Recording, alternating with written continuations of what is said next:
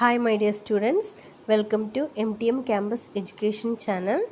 This is Faushiba again with another topic. One of the important topics from income tax, that is basic terms or definitions in income tax. Okay, before that I just want to mention about the apex body of income tax department. I already mentioned that CBDT is the apex body of income tax department. ഇത് ഞാൻ പറഞ്ഞതാണ് എങ്കിലും ഒന്ന് just 2 മാർക്കിനും 4 മാർക്കിനും ഒക്കെ ചോദിക്കാനുള്ളൊരു ക്വസ്റ്റ്യനാണ്. Write a short note on CBDT, central board of direct taxes. ഇന്ത്യയിൽ income ടാക്സുമായി ബന്ധപ്പെട്ട കാര്യങ്ങൾക്ക് മൊത്തത്തിലൊരു കൺട്രോൾ ചെയ്യാനും അതുമായി ബന്ധപ്പെട്ട റൂൾസ് ഫ്രെയിം ചെയ്യാനും വേണ്ടി ഗവൺമെൻറ് ഓഫ് ഇന്ത്യയുടെ കീഴിൽ പ്രവർത്തിക്കുന്ന ഒരു സെൻട്രൽ ഗവൺമെൻറ് ഡിപ്പാർട്ട്മെൻറ്റാണ് central board of direct taxes.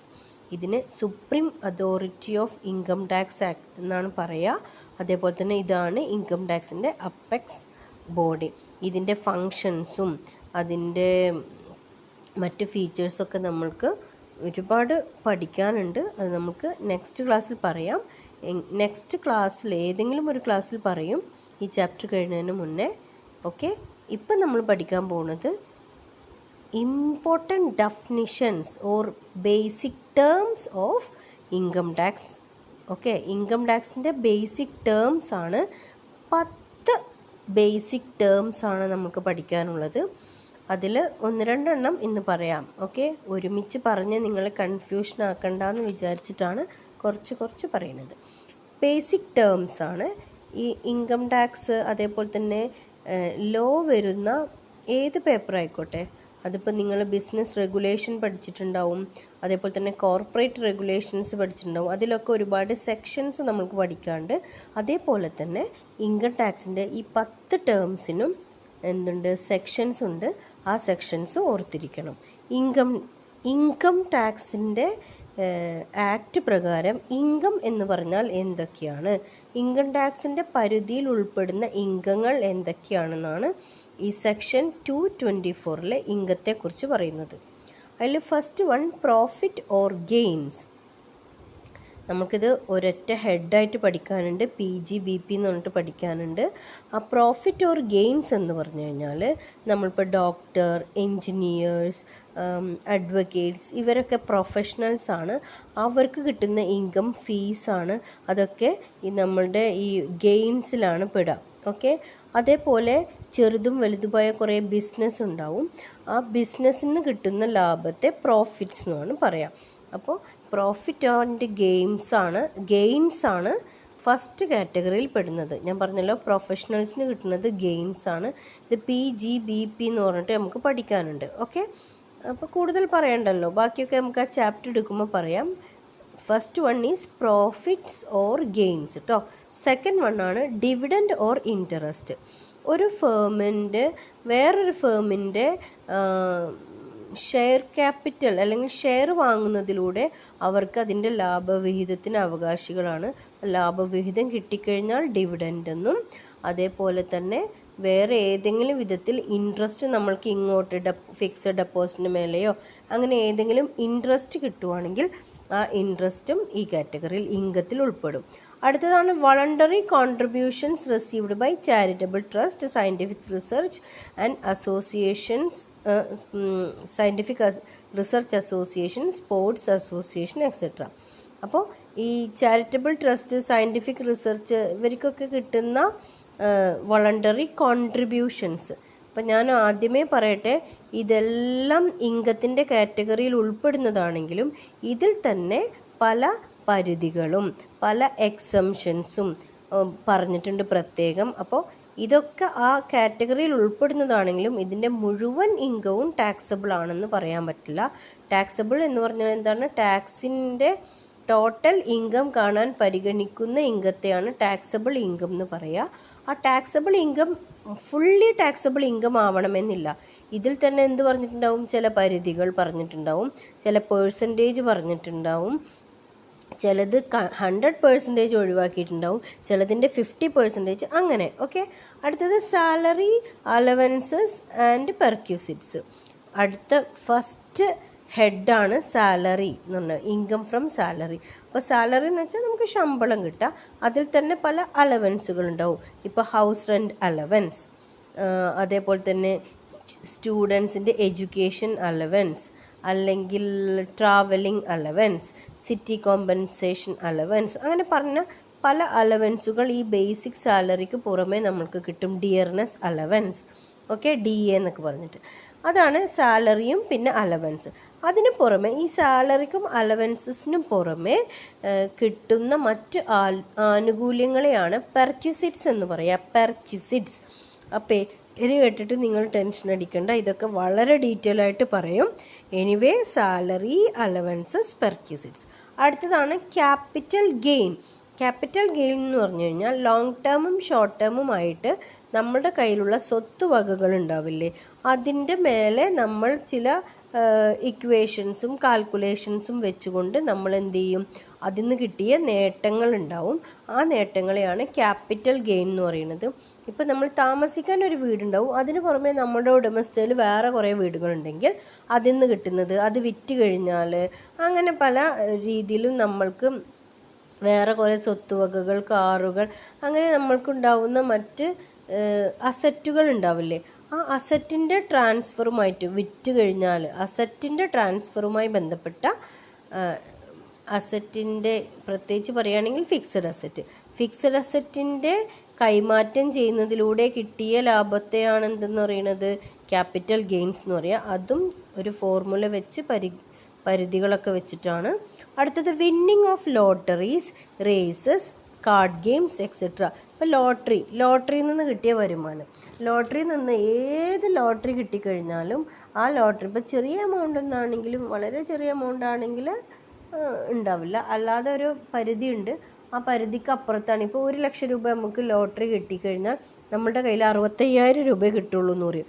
ബാക്കി 35,000 രൂപ TDS ആയിട്ട് പിടിക്കും, ടാക്സ് ഡിഡക്റ്റഡ് അറ്റ് സോഴ്സ് എന്നാണ് പറയാം. അപ്പോൾ അതുപോലെ ലോട്ടറിയുമായി ബന്ധപ്പെട്ടത് കുറേ ഒരു പർട്ടിക്കുലർ കാറ്റഗറി ഓഫ് ടാക്സ് ആണ്. അതേപോലെ തന്നെ ലോട്ടറി ഇൻകം എന്ന് പറയുക. അതേപോലെ തന്നെ ഹോഴ്സ് റേസ്, അതേപോലെ തന്നെ കാർ റേസ്, ഇതിൻ്റെയൊക്കെ പ്രൈസ് മണി നമ്മൾക്ക് കിട്ടും, അപ്പോൾ അതിൻ്റെ മേലെ ടാക്സ് ഉണ്ടാവും. അതേപോലെ തന്നെ കാർഡ് ഗെയിംസ്, ഇതൊക്കെ എന്താ പറയുക, പ്രത്യേക ഭാഗ്യം കൊണ്ടോ അല്ലെങ്കിൽ പ്രത്യേക കഴിവ് കൊണ്ടൊക്കെ നമുക്ക് കിട്ടിയതാണ്. എനിവേ, അതിൻ്റെയൊക്കെ കാറ്റഗറിയൊക്കെ പിന്നീട് പറയാം. എന്തായാലും ഇതിൻ്റെ മേലൊക്കെ ഫുൾ എമൗണ്ടിനല്ല, ഈ പറഞ്ഞ പോലെ പ്രത്യേക പെർസെൻറ്റേജ് ഉണ്ടാവും, ഒക്കെ ഇൻകത്തിൽ പെട്ടതാണെന്ന് അർത്ഥം. അടുത്തത് sum received from pension fund, provident fund etcetera. പലതരത്തിലുള്ള പെൻഷൻ സ്കീമുകൾ, പെൻഷൻ ഫണ്ടുകൾ ഉണ്ടാവും. അതേപോലെ തന്നെ നമ്മൾ എപ്പോഴും കേൾക്കാറുള്ള, ഗവൺമെൻറ് ഉദ്യോഗസ്ഥരൊക്കെ ആണെങ്കിൽ എപ്പോഴും കേൾക്കാറുള്ള ഒരു വാക്കാണ് PF. അങ്ങനെയാണെങ്കിൽ PFൽ നിന്നൊക്കെ കിട്ടുന്ന ഒരു ലംസം എമൗണ്ടിന് നമ്മൾ ചിലത് പരിഗണിക്കും, ചിലത് പരിഗണിക്കില്ല. അതൊക്കെ എങ്ങനെയാണെന്ന്, അതും ഇൻകത്തിൽ പെട്ടതാണ്. ഓക്കെ, അടുത്തത് any sum received from insurance policy.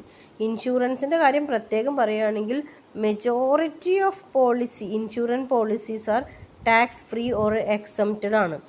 എന്നാൽ ചിലത് അതിലെന്തുണ്ടാവും, ചില പോളിസിൻ്റെ മേലെ നമ്മൾക്ക് എന്ത് കിട്ടും, ടാക്സ് കൊടുക്കേണ്ടി വരും.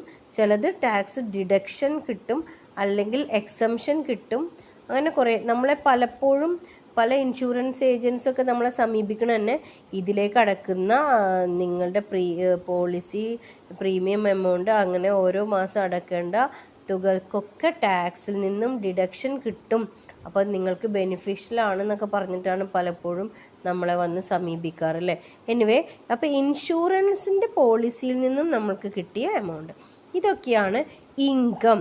ഇത് കാണാണ്ട് പഠിക്കണമെന്നില്ല, ബട്ട് ചോദിച്ചാൽ കൃത്യമായിട്ട് എഴുതണം. ഡെഫിനിഷനാണ് സെക്ഷൻ 224.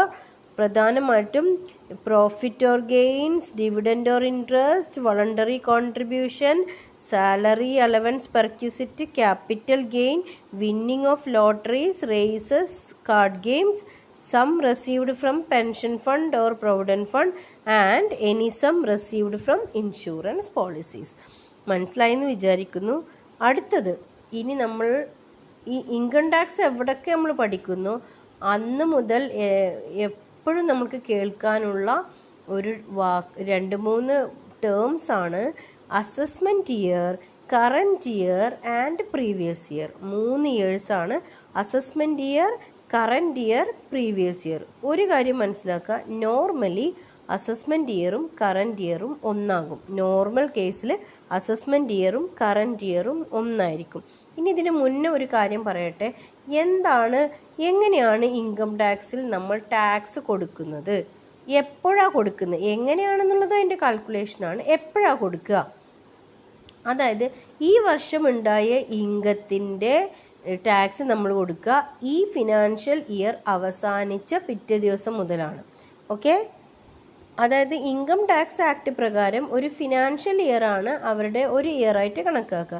അതായത് ഒരു ഏപ്രിൽ 1 തുടങ്ങുന്ന മുതൽ പിറ്റത്തെ വർഷം മാർച്ച് 31 അവസാനിക്കുന്ന 12 മാസങ്ങളെയാണ് ഒരു ഫിനാൻഷ്യൽ ഇയർ എന്ന് പറയുക. ആ ഫിനാൻഷ്യൽ ഇയറാണ് ഇൻകം ടാക്സ് പർപ്പസിനും നമ്മൾ ഉപയോഗിക്കുന്ന ഇയർ.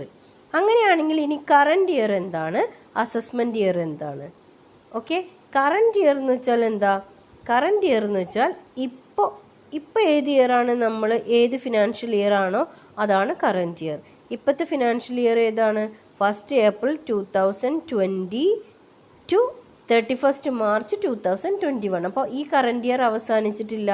അപ്പോൾ ഈ വർഷത്തെ കണക്കുകളായിരിക്കും അസസ്മെൻറ്റ് ഇയർ എന്നിൽ നമ്മൾ പറയുക. അതായത് it is the year in which assessment is made on the income of the previous year. Okay, previous ഇയറിൻ്റെ ഇൻകം. ഓക്കെ, പ്രീവിയസ് ഇയറിൻ്റെ ഇൻകമാണ്. അത് ഏതാണ് ഇപ്പോൾ പ്രീവിയസ് ഇയർ എന്ന് വെച്ചാൽ? അതാണ് നമുക്ക് നെക്സ്റ്റ് പഠിക്കാനുള്ളത്. കഴിഞ്ഞ വർഷത്തെ ഇൻകത്തിൻ്റെ അസസ്മെൻറ്റ് നടത്തുന്ന വർഷമായിരിക്കും എന്തെന്ന് പറയുന്നത് അസസ്മെൻറ്റ് ഇയർ. കഴിഞ്ഞ വർഷം നമ്മൾക്ക് എന്താണോ ഇൻകം കിട്ടിയത് അത് ആ വർഷം അവസാനിച്ചതിന് ശേഷം, അതായത് ഒരു വർഷം അവസാനിച്ചാലാണ് ആ ഇൻകം നമ്മൾ കാൽക്കുലേറ്റ് ചെയ്യുക. കഴിഞ്ഞ വർഷം പ്രീവിയസ് ഇയർ അവസാനിച്ചത് എന്നായിരുന്നു? പ്രീവിയസ് ഇയർ അവസാനിച്ചത് എന്നായിരിക്കും? മാർച്ച് 31 2020. ഓക്കെ, അപ്പോൾ കഴിഞ്ഞ 2020 മാർച്ച് 31 വരെയുള്ള ഇൻകം ഈ 1 ഏപ്രിൽ 2020 മുതൽ 1 ഏപ്രിൽ 2020 ശേഷമാണ് നമ്മൾ എന്ത് ചെയ്യുക, കാൽക്കുലേറ്റ് ചെയ്യുക. അപ്പോൾ കാൽക്കുലേറ്റ് ചെയ്യുന്ന വർഷം ഏതാണ്? ഈ വർഷമാണ്. ഈ വർഷത്തെ നമ്മൾ എന്തെന്നാ പറയുക? Current year. കറൻറ്റ് ഇയർ ഏതാണ്? 1 ഏപ്രിൽ 2020 ടു 31 മാർച്ച് 2021 ആണ്. അപ്പോൾ കറൻറ്റ് ഇയറും അസസ്മെൻറ്റ് ഇയറും ഒന്നാണ്. ഓക്കെ, എന്താണ് അസസ്മെൻറ്റ് ഇയർ എന്താണെന്ന് ഫസ്റ്റ് സെൻറ്റൻസിൽ കൊടുത്തിട്ടുണ്ട്. It is the year in which assessment is made on the income of the previous year. Previous ഇയറിൽ നമ്മൾക്ക് കിട്ടിയ ഇൻകത്തിൻ്റെ അസസ്മെൻറ്റ് കാൽക്കുലേഷൻ ടാക്സ് പർപ്പസിൻ്റെ രീതിയിൽ കാൽക്കുലേറ്റ് ചെയ്യുന്നതിനാണ് അസസ്മെൻറ്റ് എന്ന് പറയുന്നത്. ആ അസസ്മെൻറ്റ് നടത്തുന്ന ഇയറിനെയാണ് നമ്മൾ എന്തെന്ന് പറയുക? അസസ്മെൻറ്റ് ഇയർ എന്ന് പറയുക. അപ്പോൾ ഈ വർഷം നമ്മൾ ഏത് ഇയറിൻ്റേതാണ്? കഴിഞ്ഞ വർഷത്തേതാണ് അളക്കുന്നത്. അപ്പോൾ കഴിഞ്ഞ വർഷത്തിൻ്റെ തൊട്ട് പിന്നാലെയുള്ള വർഷം. ഓക്കെ, അപ്പോൾ അതേപോലെ ഞാനിപ്പോൾ പറഞ്ഞ സംഭവങ്ങൾ ഞാൻ പറഞ്ഞിട്ടുള്ളത് ഒരു ഫിനാൻഷ്യൽ ഇയർ ആണ്. ഒരു ഇൻകം ടാക്സ് പ്രകാരം ഒരു ഇയർ എന്ന് പറയുന്നത് ഒരു 1 ഏപ്രിൽ തുടങ്ങി പിറ്റത്തെ വർഷം 31 മാർച്ച് അവസാനിക്കുന്ന 12 മാസങ്ങൾ. ഇപ്പോൾ നമ്മളുടെ കറൻറ്റ് ഇയറും അസസ്മെൻറ്റ് ഇയറും ഒന്നാണ്. ആ കറൻറ്റ് ഇയർ ഏതാണ്? 1 ഏപ്രിൽ 2020 ടു 31 മാർച്ച് 2021. കൺഫ്യൂഷൻ ഉണ്ടാവണ്ട, 2 തവണ 3 തവണ കേൾക്കുക, എന്നിട്ട് ഇതൊന്നും കൂടി വായിക്കാം. ഞാൻ ഒറ്റ കാര്യം കൂടി പറഞ്ഞ് ഇവിടെ കൂടുതൽ കൺഫ്യൂഷൻ ആക്കിപ്പിക്കുന്നില്ല. ഏത് വർഷമാണോ പ്രീവിയസ് ഇയറിലെ കണക്കുകൾ നമ്മൾ ഇൻകം ടാക്സ് പർപ്പസിന് വേണ്ടി അസസ് ചെയ്യുന്നത് ആ വർഷത്തെയാണ് നമ്മൾ എന്തെന്ന് പറയുന്നത്? അസസ്മെൻറ്റ് ഇയർ എന്ന് പറയുക. എങ്ങനെയാണ് അസസ് ചെയ്യുന്നത്? ഒരു വർഷം അവസാനിച്ചാലാണ് നമ്മൾ എന്ത് ചെയ്യുക? ആ വർഷത്തെ കണക്കുകൾ നോക്കുക. അപ്പോൾ കഴിഞ്ഞ പ്രീവിയസ് ഇയർ അവസാനിച്ചത് എപ്പോഴാണ്? ഈ 1 ഏപ്രിൽ 2020 ആണല്ലോ ഈ വർഷത്തിൻ്റെ തുടക്കം. അപ്പോൾ അത് അവസാനിച്ചത് എന്നായിരിക്കും? 31 മാർച്ച് 2020 ആയിരുന്നു കഴിഞ്ഞ വർഷം അവസാനിച്ചത്. അതിനുശേഷമുള്ള ഇയർ ആണ് എന്തെന്ന് പറയുന്നത് അസസ്മെൻറ്റ് ഇയർ. അപ്പോൾ ഈ കറൻറ്റ് ഇയറും അസസ്മെൻറ്റ് ഇയറും എന്താണ് ഒന്നാണ്. അങ്ങനെയാണെങ്കിൽ ഇനി പ്രീവിയസ് ഇയർ ആണ് ചോദിക്കുന്നത്. എന്താ പ്രീവിയസ് ഇയർ? പ്രീവിയസ് ഇയർ എന്ന് വെച്ചാൽ the financial year immediately proceeding the assessment year. Assessment ഇയറിൻ്റെ തൊട്ട് മുന്നേ ഉള്ള വർഷത്തെയാണ് നമ്മൾ എന്തെന്ന് പറയുന്നത് പ്രീവിയസ് ഇയർ. ഏത് വർഷത്തെ കണക്കുകൾ നമ്മൾ നോക്കുന്നോ ആ വർഷമാണ് ശരിക്കും പ്രീവിയസ് ഇയർ. നമ്മളുടെ അസസ്മെൻറ്റ് നടത്തുന്ന വർഷത്തിൻ്റെ തൊട്ട് മുന്നേ ഉള്ള വർഷത്തെ ആണ് നമ്മൾ എന്തെന്ന് പറയുന്നത് immediately proceeding the assessment year. Assessment ഇയറിൻ്റെ തൊട്ട് മുന്നുള്ള ഫിനാൻഷ്യൽ ഇയറിനെയാണ് നമ്മൾ എന്തെന്ന് പറയുന്നത് പ്രീവിയസ് ഇയർ. രണ്ടിൻ്റെയും സെക്ഷൻ മറക്കരുത്. സെക്ഷൻ 2(9) ആണ് assessment year, previous year section 3 ആണ്. ആൻഡ് പ്രത്യേകം നോക്കുക, പ്രീവിയസ് ഇയറിലാണ് ദ ഇൻകം ഈസ് ഏൺഡ്. ഏത് വർഷമാണോ നമ്മൾക്ക് ഇൻകം കിട്ടിയത് ആ വർഷത്തെയാണ് നമ്മൾ എന്തെന്ന് പറയുക പ്രീവിയസ് ഇയർ. ഏത് വർഷമാണോ ആ ഇൻകത്തിൻ്റെ മേലെ നമ്മൾ കാൽക്കുലേഷൻ നടത്തുന്നത് ആ വർഷത്തെയാണ് നമ്മൾ എന്തെന്ന് പറയുന്നത് assessment year. Okay, normally assessment ഇയറും കറൻറ്റ് ഇയറും എന്തായിരിക്കും ഒന്നായിരിക്കും. ദ കറൻറ്റ് പ്രീവിയസ് ഇയർ, ഈ വർഷത്തിൻ്റെ പ്രീവിയസ് ഇയർ. ഇപ്പോൾ നമ്മളുടെ പ്രീവിയസ് ഇയർ ഏതാണെന്ന് ചോദിച്ചാൽ നമ്മൾ എന്താ പറയുക 1st April 2019 to 31st March 2020. Okay, ഇനി പോയിന്റ് ടു ബി നോട്ടഡ് വളരെയധികം ശ്രദ്ധിക്കുക. നമ്മൾ ഒരു ബിസിനസ് തുടങ്ങി, ആ ബിസിനസ് തുടങ്ങിയിട്ട് ഒരു ഫിനാൻഷ്യൽ ഇയർ അവസാനിച്ച് മുതൽ അവർക്ക് ടാക്സ് അടക്കാൻ ബാധ്യസ്ഥരാണ്. അല്ലെങ്കിൽ ടാക്സ് കാൽക്കുലേറ്റ് ചെയ്ത് കൊടുത്താൽ മതി, അടക്കണ്ട. കാൽക്കുലേറ്റ് ചെയ്ത് റിട്ടേൺ സമർപ്പിക്കണം. ITR എന്നാണ് പറയുക. ITR എന്നാണ് പറയുക. ഇൻകം ടാക്സ് റിട്ടേൺ എന്നാണ് പറയുക. ആ ഇൻകം ടാക്സ് റിട്ടേൺ അവർ കൊടുക്കണം.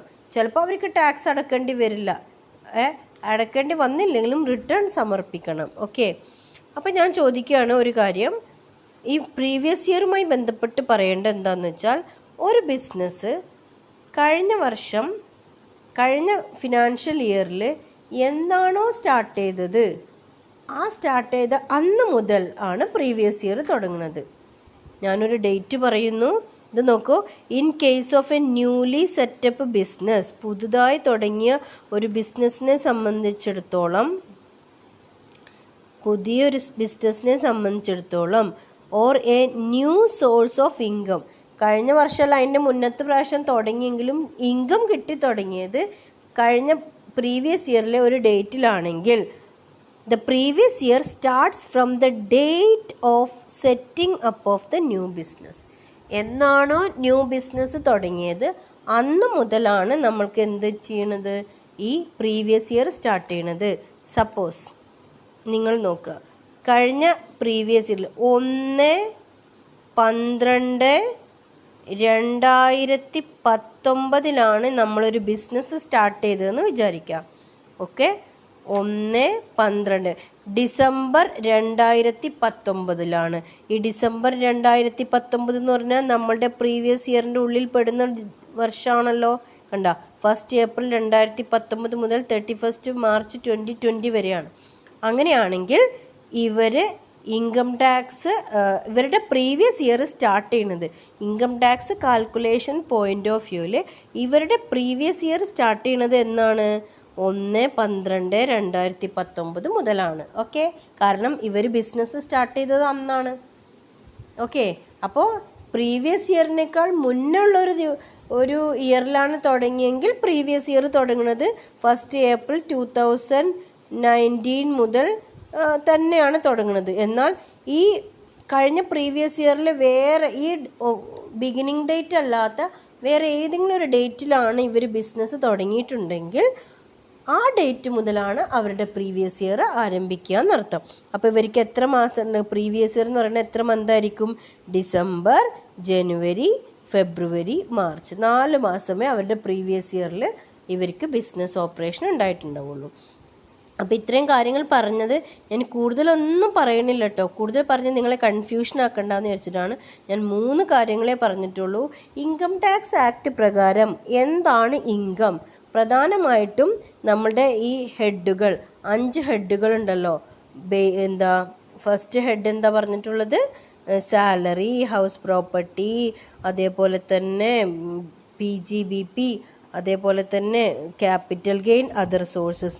അതിന് പുറമെ പിന്നെ വരുന്നതാണ് എന്തെന്ന് പറയുന്നത്? ചാരിറ്റബിൾ ട്രസ്റ്റ്, റിസർച്ച് അസോസിയേഷൻ, അതേപോലെ തന്നെ സ്പോർട്സ് അസോസിയേഷൻക്കൊക്കെ കിട്ടുന്ന കോൺട്രിബ്യൂഷൻ, അതേപോലെ തന്നെ ഡിവിഡൻഡ് ഓർ ഇൻട്രസ്റ്റ്, പിന്നെ അതേപോലെ തന്നെ any sum from insurance policies, അതേപോലെ തന്നെ ഹോഴ്സ് റേസ്, ഇതൊക്കെ അതർ സോഴ്സസിൽ വരുന്നതാണ് കേട്ടോ.